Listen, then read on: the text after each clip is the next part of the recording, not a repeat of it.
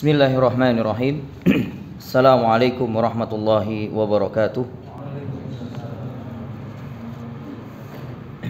Innal hamdalillahi nahmaduhu wa nasta'inuhu wa nastaghfiruh wa na'udzu billahi min shururi anfusina wa min sayyiati a'malina.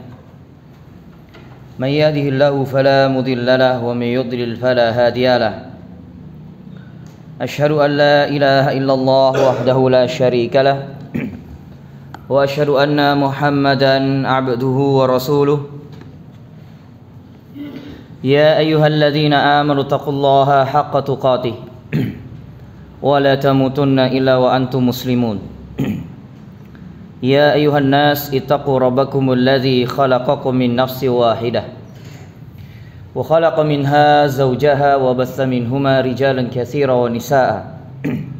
Wattaqullaha alladzi tasaaluna bihi wal arham innallaha kana 'alaikum raqiba. Ya ayyuhalladzina amanu taqullaha wa qulu qawlan sadida yuslih lakum a'malakum wa yaghfir lakum dhunubakum wa may yuti'illaha wa rasulahu faqad faza fawzan 'azima.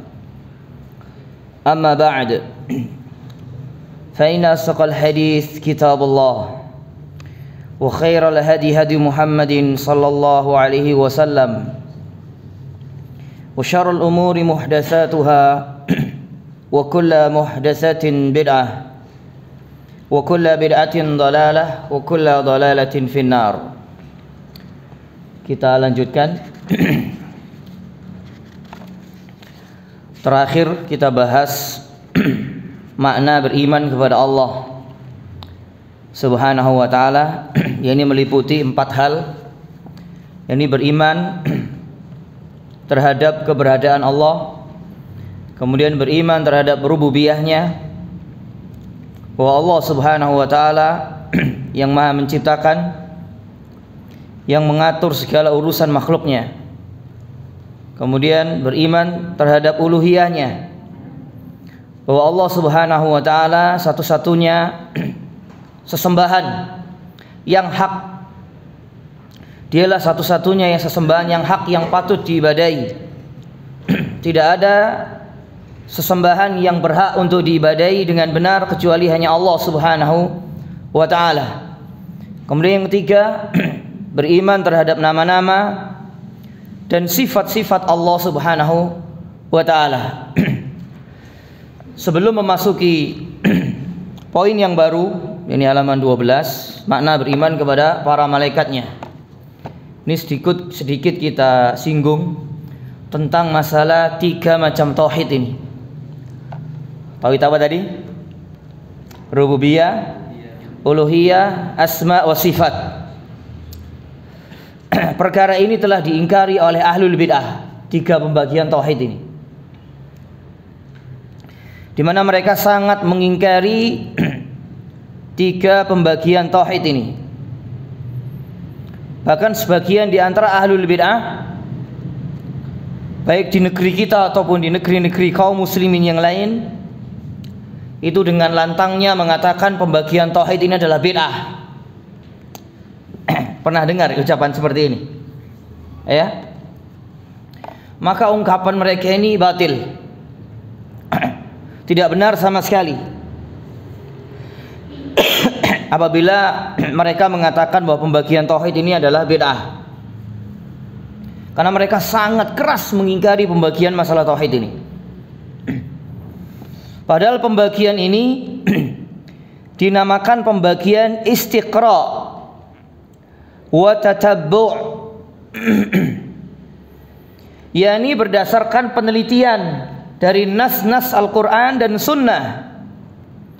Maka tauhid terbagi menjadi 3 macam. Terbagi menjadi 3 macam berdasarkan penelitian, kesimpulan dari nas-nas Al-Quran dan Sunnah. Maka tauhid terbagi menjadi 3 macam tauhid.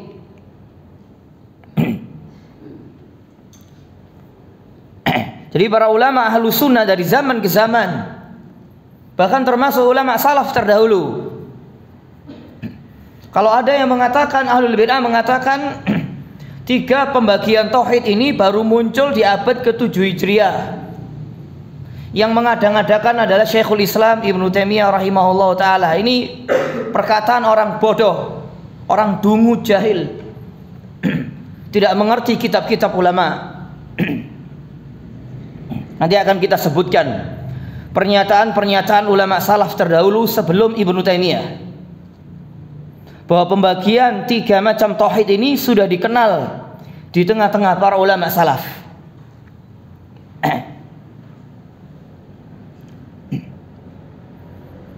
Maka ulama Ahlus Sunnah membagi tauhid menjadi 3 bagian, 3 macam. Hal itu berdasarkan penelitian serta kesimpulan dari nas-nas wahyu Alkitab dan Sunnah. Dan hal ini juga untuk memudahkan muslimin untuk memahami masalah tauhid. Untuk memahami masalah tauhid. Seperti yang kita sebutkan tadi, tauhid rububiyah, tauhid uluhiyah, asma wa sifat. Tauhid uluhiyah yakni mengesahkan Allah Subhanahu wa taala dalam ibadah. Ini merupakan inti seluruh dakwah Nabi dan Rasul, yang membedakan antara mukmin, muslim, muwahhid dan siapa? Musyrikin, kafirin. Sementara orang-orang musyrikin, kafirin juga berikrar mengimani rububiyah Allah Subhanahu wa taala, bahwa Dia Allah yang Maha menciptakan, yang Maha mengatur alam semesta, yang Maha memberikan rizki. Ini diimani oleh Abu Jahal, Abu Lahab, dan yang semisal keduanya. Namun mereka mengingkari tauhid uluhiyah, bahwa Allah satu-satunya yang patut diibadahi, sehingga mereka tetap dikatakan musyrik. Sementara tauhid asma wa sifat tentang masalah tauhid asma wa sifat ini terjadi pertentangan dan perselisihan yang sangat keras antara ahlus sunnah dengan ahlul bid'ah sejak zaman dahulu, generasi ulama salaf hingga zaman kita sekarang. Perselisihan yang sangat keras antara ahlus sunnah dengan ahlul bid'ah, di mana ahlul bid'ah ada yang menolak nama-nama dan sifat-sifat Allah atau sebagiannya. Sebagian di antara mereka ada yang menyerupakan Allah dengan makhluknya dari nama-nama dan sifat-sifatnya. Oleh karena itu para ulama ahlus sunnah dan seluruh kaum muslimin Ahlus Sunnah yang terdahulu hingga sekarang tidak ada yang mengingkari pembagian 3 macam tauhid ini, kecuali hanya dari kalangan ahlul bid'ah yang sesat dan menyesatkan pada zaman kita sekarang ini. Salah satu tokoh besar di zaman kita sekarang ini, orangnya masih hidup ya, tapi bukan orang Indonesia ya. Cuman bukunya orang ini jadi rujukan tokoh-tokoh ahlul bid'ah di negeri kita, yaitu Hasan As-Saqaf. Ini salah satu tokoh Jahmiyah abad ini yang menyebarkan pemikiran Jahmiyah abad ini. Orang ini banyak ditahzir oleh para ulama ahlus sunnah. Di antaranya buku yang ditulis oleh Syekh Abdul Razak bin Abdul Muhsin Al-Badr yang membantah tulisan Hasan As-Saqaf ini, yang mengingkari 3 macam tauhid.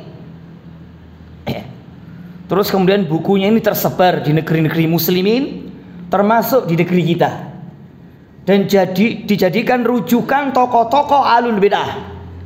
Bukunya Hasan As-Saqaf ini, orang yang sangat keras permusuhannya kepada ahlus sunnah, kepada ulama-ulama ahlus sunnah.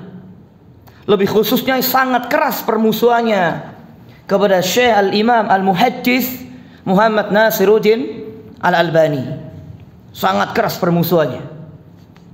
Salah satu orang tokoh Jahmiyah yang sangat keras di dalam mengingkari sifat ketinggian Allah di atas semua makhluknya.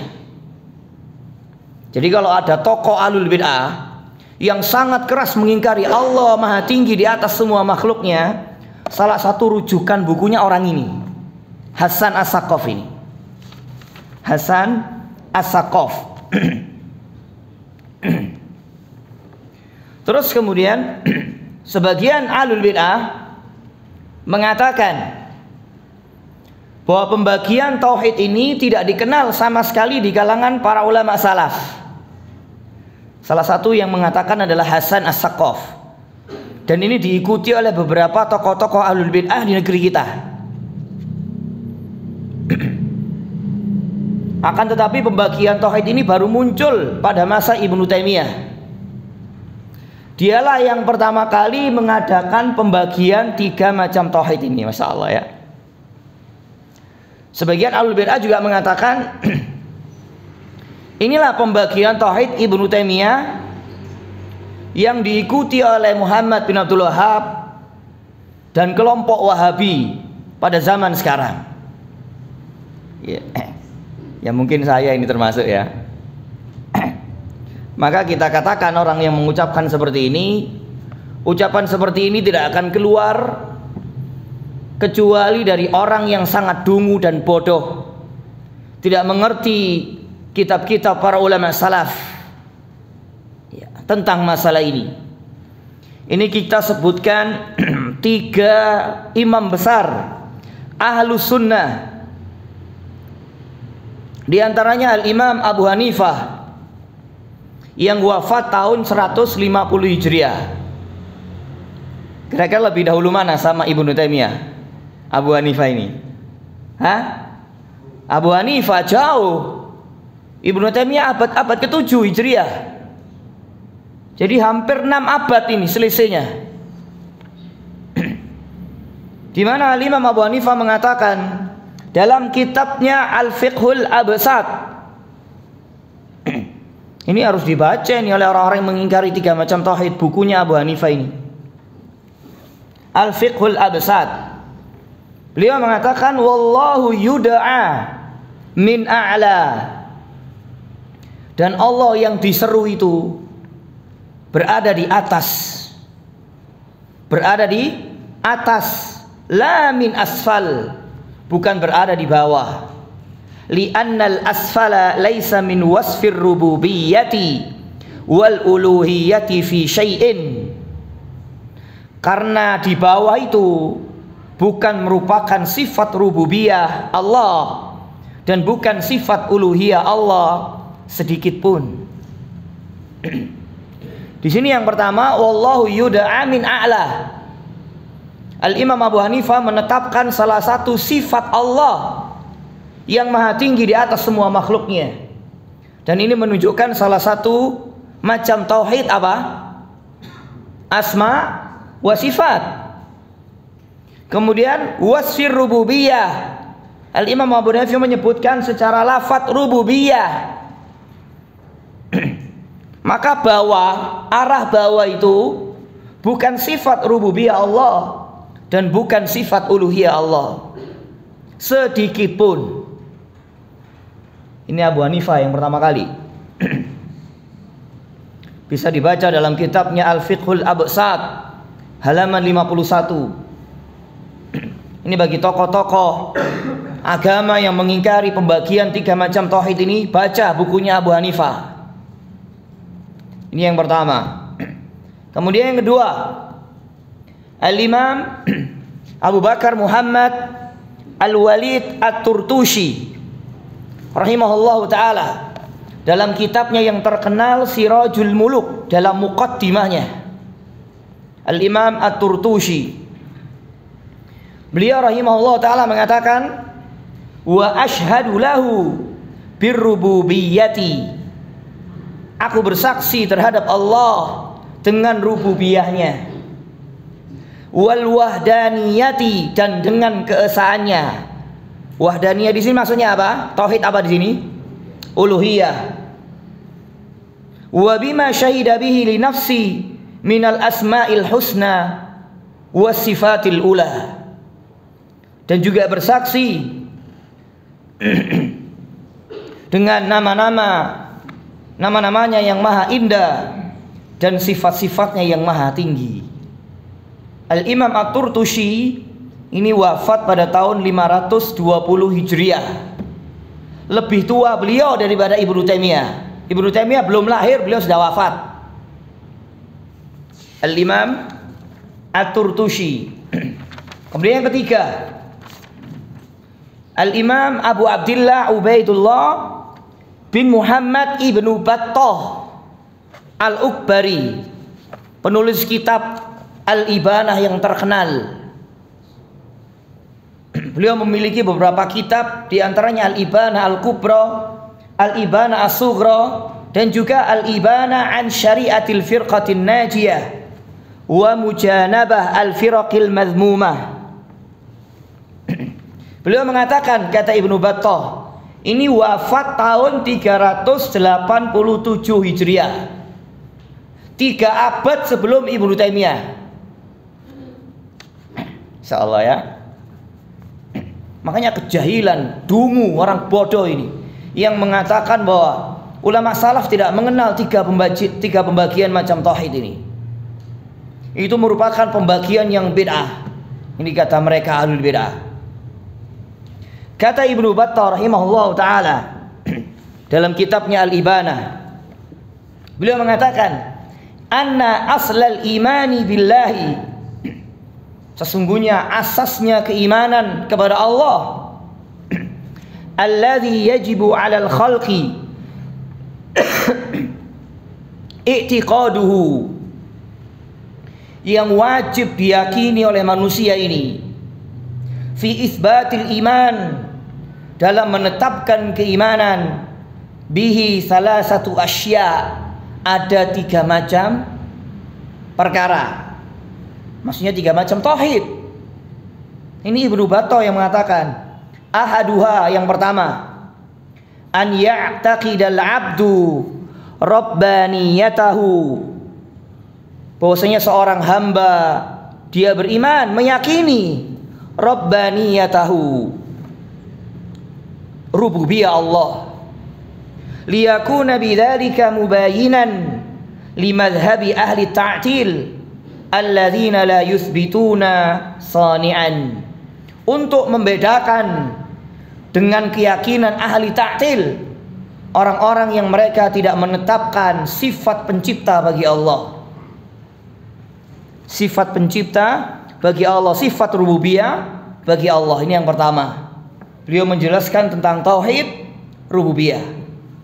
Wasani, yang kedua, kata Ibnu Battah, an ya'taqida wahdaniyatahu, maka seorang hamba harus meyakini, beriman wahdaniyatahu, terhadap keesaan Allah. Tauhid apa ini? Uluhiyah. Liyakuna mubayyinan bidzalika madhhabi ahli syirik alladzina aqarru bis-sani' wa asyraku ma'ahu fil ibadati ghairahu, untuk membedakan dengan orang-orang musyrik yang mereka mengimani rububiyah Allah, namun mereka mempersekutukan Allah dalam ibadah dengan selainnya. Jadi sudah 2, tauhid rububiyah dan tauhid uluhiyah. Kemudian yang ketiga, kata Ibnu Battah rahimahullah ta'ala, an ya'taqidahu mausufan bisifatil lati la yajuzu illa an yakuna mausufan biha minal ilmi wal qudrati wal hikmati wa sairi ma wasafa bihi nafsahu fi kitabih. Insyaallah.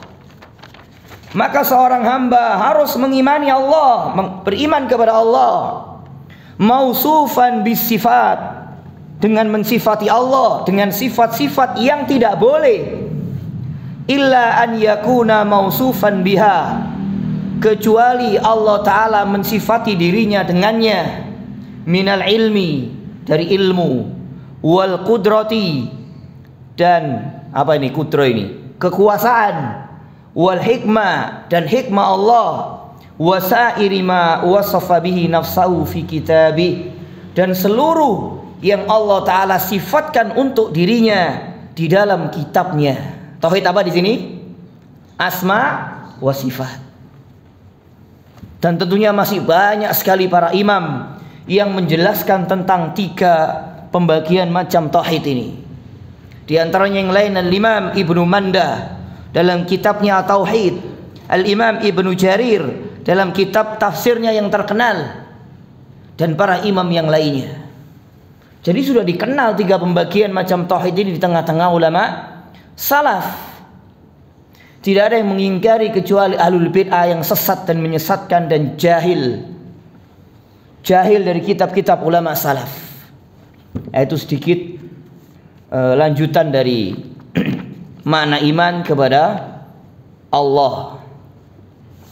Sekarang yang berikutnya, makna beriman kepada para malaikatnya.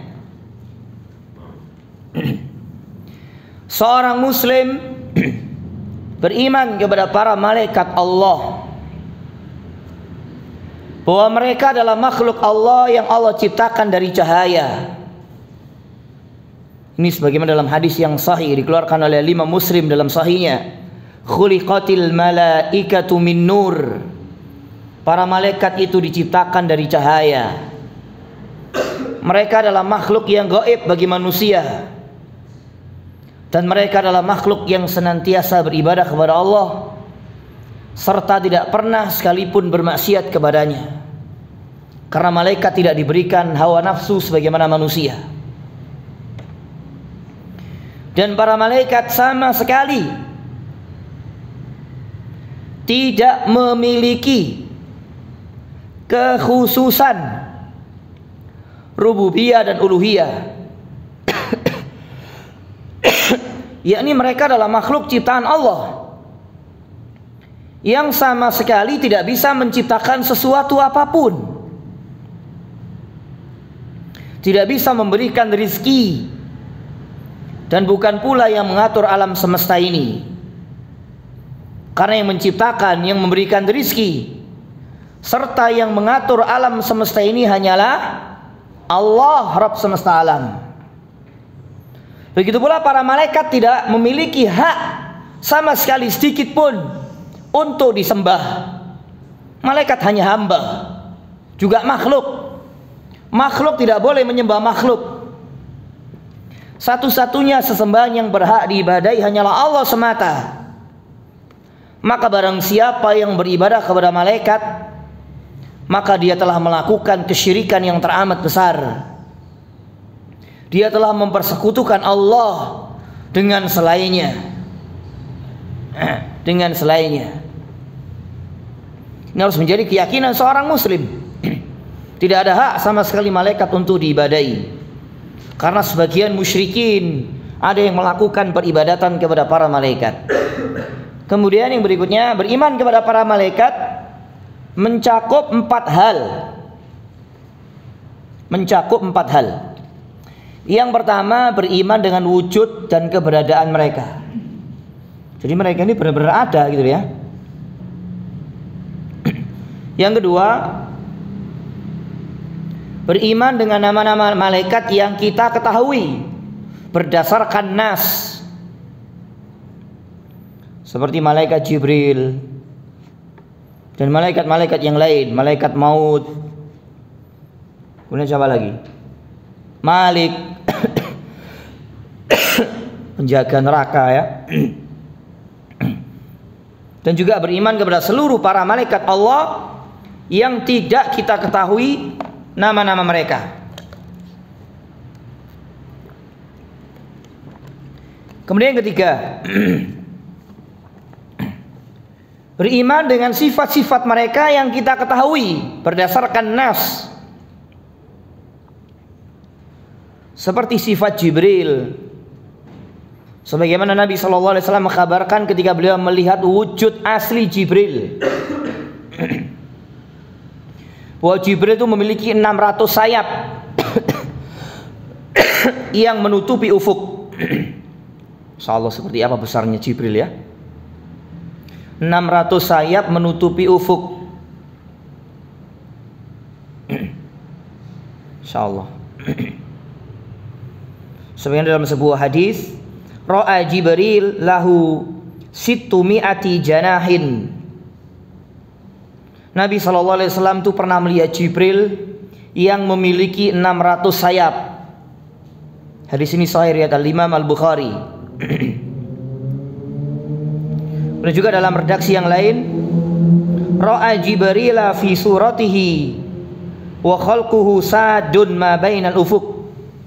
Sungguh beliau sallallahu alaihi wasallam melihat wujud asli Jibril yang menutupi apa saja yang ada di antara ufuk. Insyaallah. Ini masih satu malaikat ya, gede nih sakmene. Kira-kira bumi ini diselentik mumbul paling ya. Morat marit kabeh pisan. Iki sik situk malaikate gurung liyane. Gurung malaikat pemikul ars.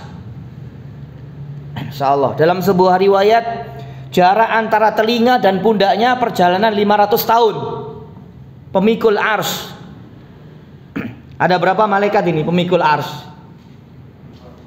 8. Sebagaimana dalam surah Nun. Jadi jarak antara telinganya dan pundaknya 500 tahun perjalanan. Iku sak piro gedene iku. Masya Allah ya. Itu satu malaikat. Jumlahnya 8 yang memikul ars Allah Subhanahu wa taala. Apa yang disombongkan manusia yang kecil ini ya? Yang tidak mau taat kepada Allah dan Rasulnya, tidak mau tunduk dengan seluruh syariat Allah dan Rasulnya. Sementara malaikat makhluk yang begitu besar, mereka tunduk patuh kepada Allah dan sangat takut kepada Allah Subhanahu wa taala. Bahkan seluruh langit dan bumi, gunung-gunung yang ada ini, mereka enggan menerima amanah syariat ini karena takut kepada Allah. Namun amanah syariat ini dipikul oleh manusia. Wa hamalahal insan innahu kana zaluman jahulan. Sesungguhnya manusia benar-benar makhluk yang bodoh lagi zalim. Insyaallah. Jadi langit-langit, bumi, gunung-gunung, makhluk Allah yang ada ini enggan memikul amanah syariat ini karena takut kepada Allah. Takut tidak bisa memikul amanah syariat ini, sehingga mereka enggan. Ternyata amanah ini dipikul oleh manusia, makhluk yang begitu kecil, ya cilik tapi mekiti gitu ya, kata orang Jawa ya. Kan wakai sih mekiti pak. Tidak mau mentaati Allah dan Rasulnya, tidak mau tunduk patuh sepenuhnya, merendahkan diri terhadap syariat Allah. Sebagian manusia ini, bahkan banyak sekali di antara manusia yang membangkang, menentang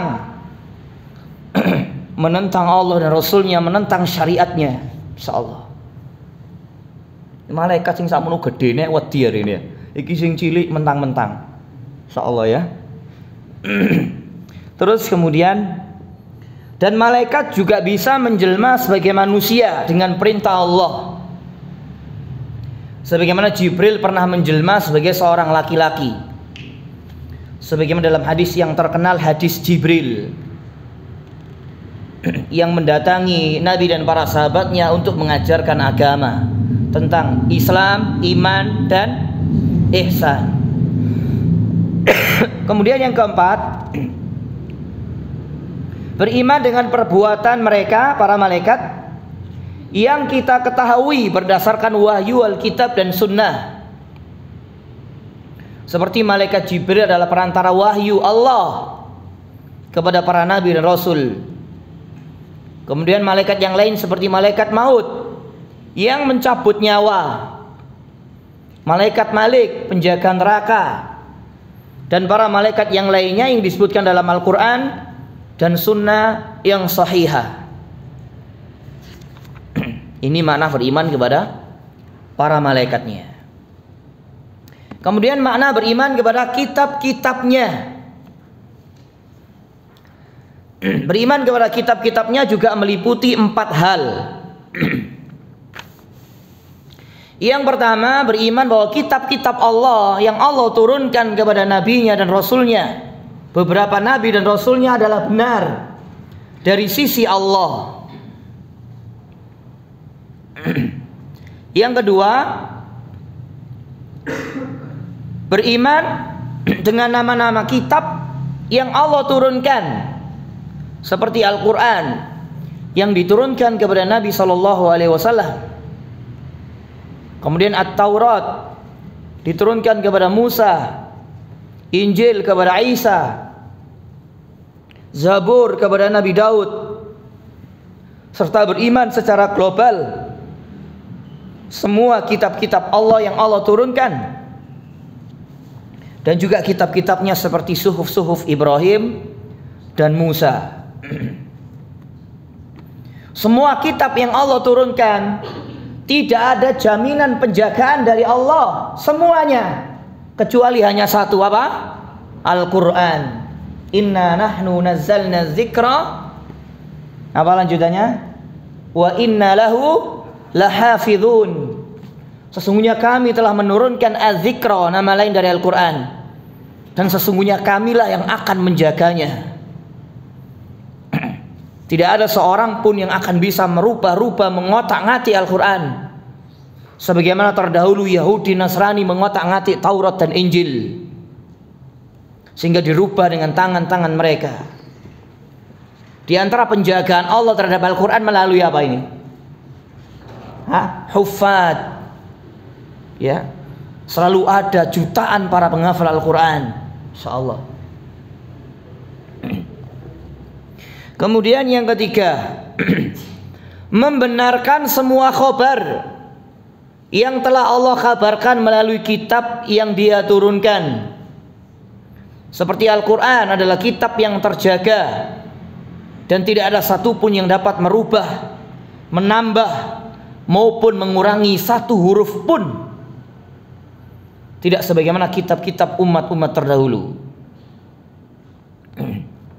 Kemudian yang keempat, mengamalkan hukum-hukum yang terkandung di dalamnya serta ridho dan menerima seluruhnya, baik yang kita ketahui hikmahnya maupun yang tidak kita ketahui hikmahnya. Jadi Al-Quran yang kita baca, kita imani, kita berusaha untuk mengamalkan hukum-hukumnya, ridho, tunduk dengan ketentuan apa yang ada di dalamnya, yang terkandung di dalam makna-maknanya.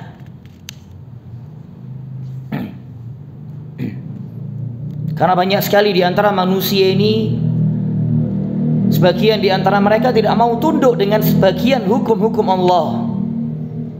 Mereka beriman terhadap sebagian hukum Allah, namun mereka mengingkari sebagian hukum yang lainnya. Seorang muslim tidak boleh tunduk patuh sepenuhnya dengan semua apa yang Allah Ta'ala turunkan dari kitabnya.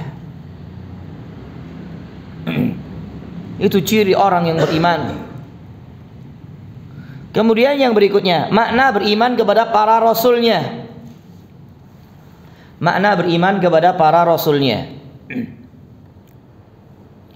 Para rasul Allah, nabi dan rasulnya adalah manusia pilihan yang diutus oleh Allah untuk menyampaikan risalah yang diturunkan kepada mereka.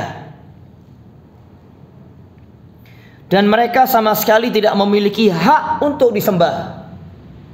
Ini penting ini ya. Para rasul dan nabi tidak ada hak sedikit pun mereka untuk disembah. Mereka hanyalah manusia makhluk seperti kita. Hanya saja mereka mendapatkan wahyu. Karena satu-satunya sesembahan yang benar untuk diibadahi hanyalah Allah. Maka barang siapa yang beribadah kepada para rasul atau salah satu di antara mereka, maka dia telah melakukan kesyirikan yang teramat besar. Termasuk tidak boleh berdoa kepada rasul, gak boleh.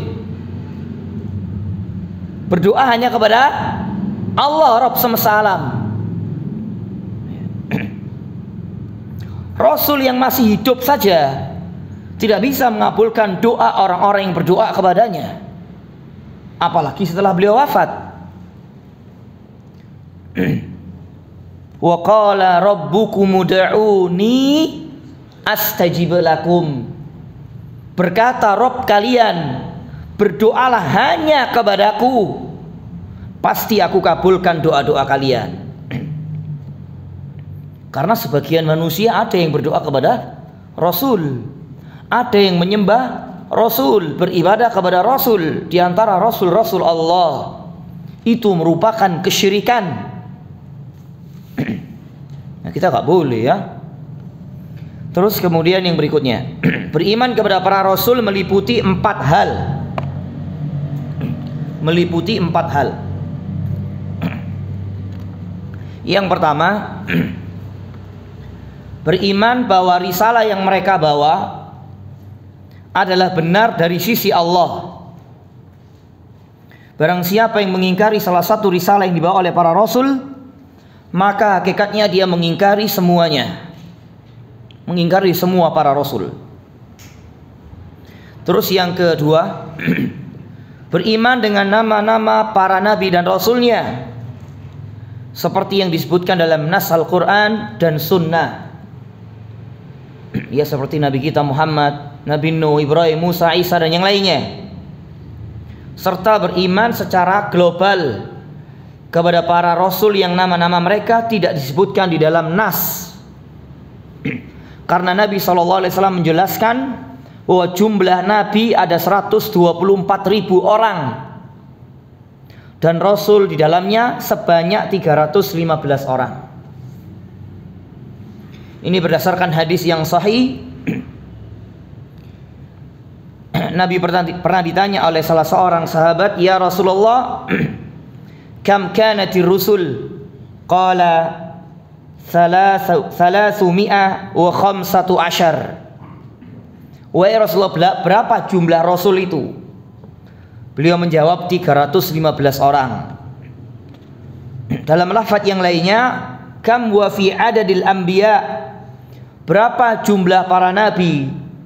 Qala, beliau menjawab, 100,000 wa 24 alfan, sebanyak 124.000 orang. Ar-rusulu min dzalik, termasuk di dalamnya adalah Rasul 315 para Rasul.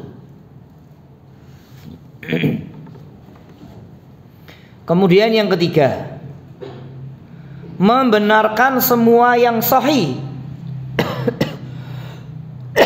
kabar dari mereka,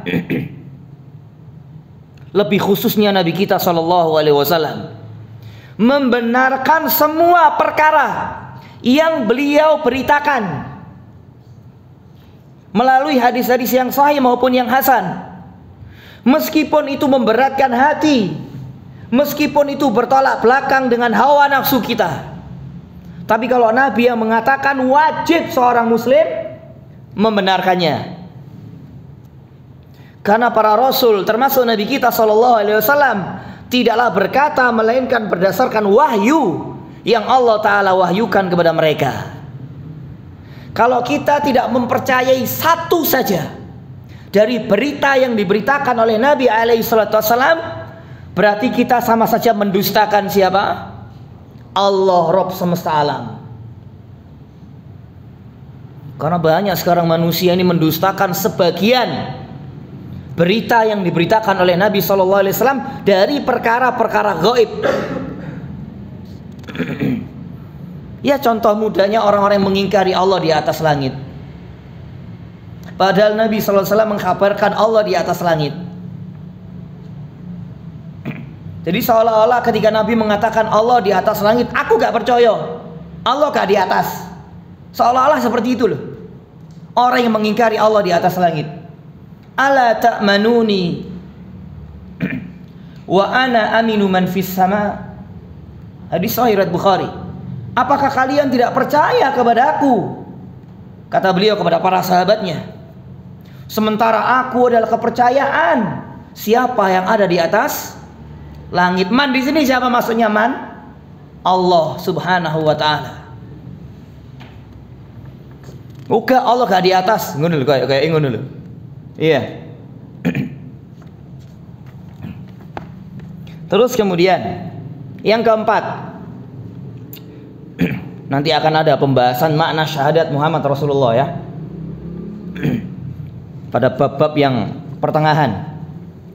Yang keempat, mengamalkan syariat Rasul yang diutus kepada kita, yakni penutup para nabi dan rasul, Nabi kita Muhammad sallallahu alaihi wasallam. Kita mengamalkan syariat yang beliau bawa, kita menghidupkan sunnah-sunnah beliau. Apalagi di zaman di mana banyak manusia yang telah mematikan sunnah, maka kita sebagai umat beliau yang beriman, tulus ikhlas mengikuti beliau, kita hidupkan sunnah-sunnah beliau. Kemudian yang berikutnya, makna beriman kepada hari kebangkitan setelah kematian. Ini rukun iman yang keberapa ini? Kelima ya, rukun iman yang kelima. yakni beriman bahwa semua manusia akan dibangkitkan dari kubur-kubur mereka pada hari kiamat. Summa innakum ba'da dzalika lamayitun summa innakum yaumal qiyamati tub'atsun. Sesungguhnya setelah itu kalian pasti mati. Setelah kita hidup di dunia ini pasti kita mati, dan setelah itu kalian akan dibangkitkan pada hari kiamat. Insyaallah kita akan mempertanggungjawabkan atas semua apa yang kita perbuat di atas muka bumi ini. Ya, azan dulu mungkin.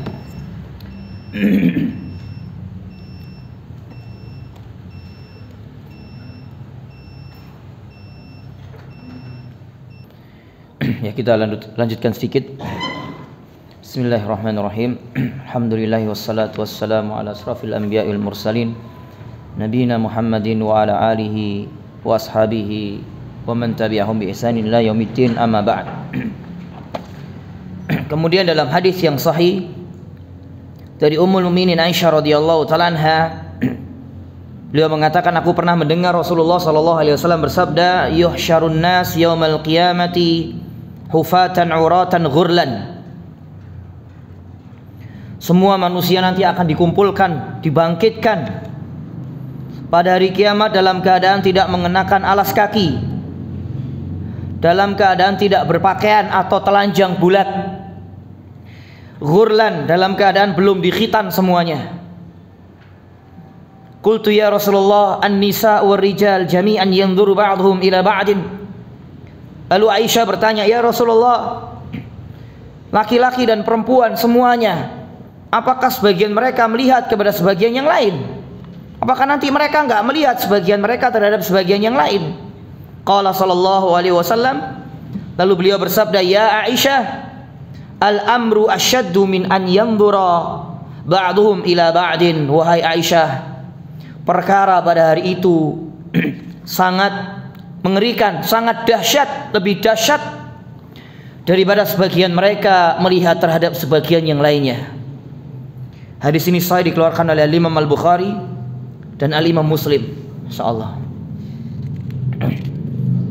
Jadi laki perempuan, Pak, sesama nanti sama-sama telanjang, itu gak kober ndelok gitu loh. Saking dahsyatnya perkara saat itu. Insyaallah. Dalam hadis yang lain, matahari didekatkan kepada manusia sejauh 1 mil di atas kepala-kepala mereka. Hal ini sebagaimana sabda Nabi alaihi salatu wasallam, tudana syamsu yaumal qiyamati minal khalqi hatta takuna minhum kamiqdari milin.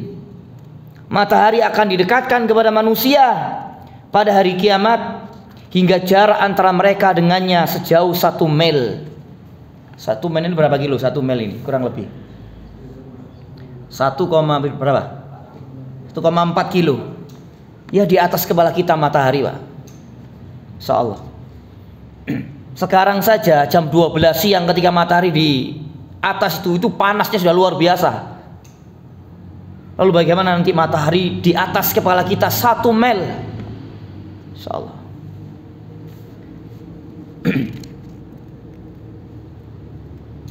Insyaallah ya. Semua kita pasti akan mengalami ini. Lalu beliau sallallahu alaihi wasallam melanjutkan sabdanya. Ini saya baca terjemahannya aja. Maka manusia akan ada yang tenggelam dengan keringat mereka sendiri. dan masing-masing tergantung amal-amal mereka.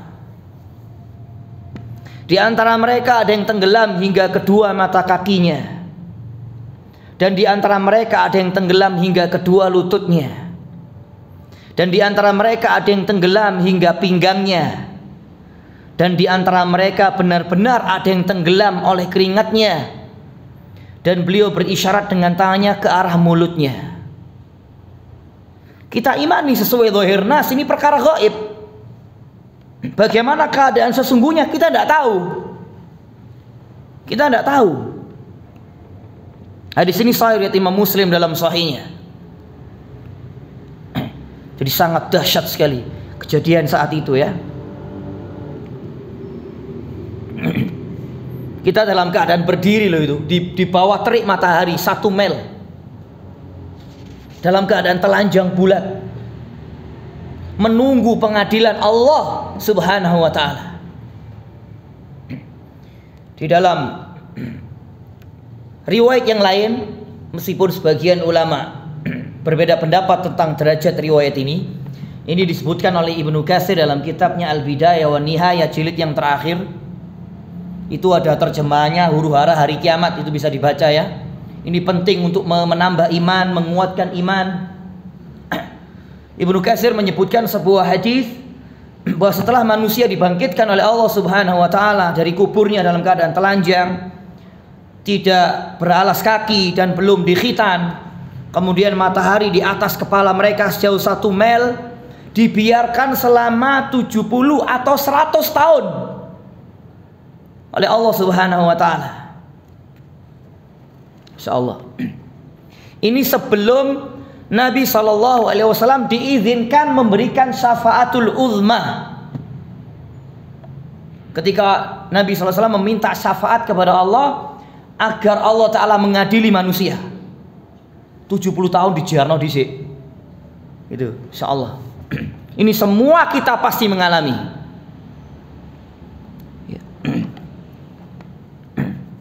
Insyaallah ya.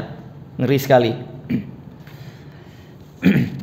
Terus kemudian setelah hari kebangkitan adanya hari perhitungan amal dan balasan, yakni perbuatan manusia akan dihitung dan mendapatkan balasan sesuai dengan perbuatannya. Inna ilaina iyahum thumma inna alaina hisabahum. Inna ilaina iyabahum thumma inna alaina hisabahum. Sesungguhnya kepada kamilah kembali mereka manusia itu, kemudian sesungguhnya kewajiban kamilah yang akan menghisap mereka. Sungguh rugi celaka orang-orang yang menghabiskan hidupnya dalam kedurhakaan dan kemaksiatan kepada Allah, dan sungguh beruntunglah orang-orang yang menghabiskan umurnya di atas muka bumi ini dengan mentaati Allah dan Rasulnya, beribadah hanya kepada Allah Subhanahu wa ta'ala, dan tulus ikhlas mengikuti ajaran dan sunnah Nabi-Nya Sallallahu Alaihi Wasallam.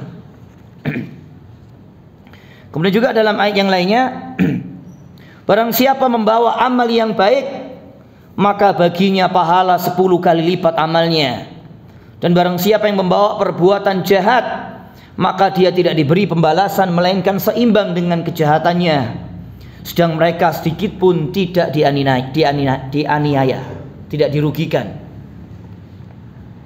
Kemudian setelah manusia dihitung amal perbuatan mereka dan mendapatkan balasan sesuai dengan amal mereka, lalu sebagian di antara mereka manusia itu ada yang dimasukkan ke dalam surga dari golongan orang-orang yang beriman, bertakwa dan bertauhid. Semoga kita termasuk golongan yang ini. Allahumma amin. Dan sebagian manusia yang lainnya dimasukkan ke dalam neraka jahanam, kekal untuk selama-lamanya, dari golongan orang-orang kafir, musyrik dan munafik. Dan itulah kehidupan kita yang sesungguhnya. Dalam sebuah hadis yang diriwayatkan oleh Imam Al-Bukhari dan Imam Muslim, Nabi SAW pernah mengatakan, Allahumma la aisha illa aisyal akhirah. Ya Allah, tidak ada kehidupan yang sebenar-benarnya kehidupan, yaitu tidak ada kehidupan yang hakiki, yang kekal abadi, kecuali hanya kehidupan akhirat. surga atau neraka. Hendaknya masing-masing kita mempersiapkan diri. Kita ini maunya jalan menuju mana? Ya. Kemudian Allah Subhanahu wa taala berfirman, "Wa kadzalika auhayna ilaika Qur'anan Arabiyyan." Demikianlah kami wahyukan kepadamu wahai Nabi, Al-Qur'an dalam bahasa Arab, litunzira ummal qura wa man haulaha. Supaya kamu memberikan peringatan kepada penduduk Mekah dan penduduk negeri-negeri sekelilingnya. Wa tunzira yaumal jam'i la raiba fihi. Dan supaya kamu memberikan peringatan tentang datangnya hari berkumpul, yakni hari kiamat yang tidak ada keraguan di dalamnya. Fariqun fil jannati wa fariqun fis sa'ir. Segolongan manusia ada yang masuk surga dan segolongan yang lainnya ada yang masuk neraka sa'ir. Ini makna beriman kepada apa tadi? Hari kebangkitan setelah kematian. Wallahu ta'ala alam bisawab. Mungkin sampai sini dulu. Insya Allah kita lanjutkan rukun iman yang ke-6 serta maknanya. Mudah-mudahan apa yang kita bahas ini bermanfaat, menambah iman, menambah ilmu, dan semoga Allah Subhanahu wa taala menjadikan kita hamba-hambanya yang istiqamah di atas agamanya Islam, di atas sunnah nabinya sallallahu alaihi wasallam, dan di atas sikap dan cara beragama yang diridhoinya. Dan semoga Allah Subhanahu wa taala menutup usia kita masing-masing dengan husnul khatimah. Kita akhiri dengan doa kafaratul majlis. Subhanakallahumma wa bihamdika asyhadu an la ilaha illa anta astaghfiruka wa atubu ilaik.